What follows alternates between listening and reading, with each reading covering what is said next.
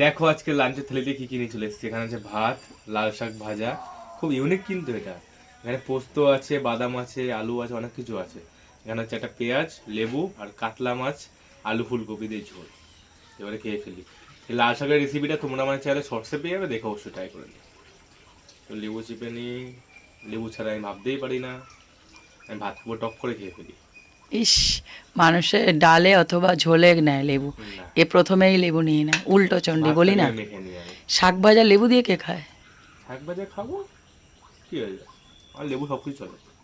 এই যা টক খেতে পারে, তোমরা গা সিঁড়িয়ে উঠবে শুনলে। হ্যাঁ, এক ফোঁটা চোখও বন্ধ হবে না। ফুচকাওয়ালার লাইনে দাঁড়িয়ে থাকে জানো, হুম। লেডিস কম থাকে, ইনি বেশি থাকেন। হ্যাঁ,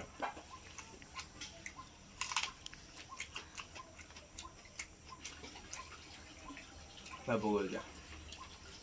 লাল শাকটা কেমন হয়েছে? খুব সুন্দর হয়েছে, ওটাই বললাম। লাল ফুলকপি নিয়ে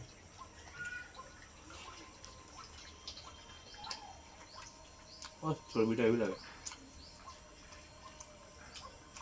আজকে ওনার মনের মতো পেটি দিয়েছি। হ্যাঁ, আই লাভ পেট। তারপর বল যা।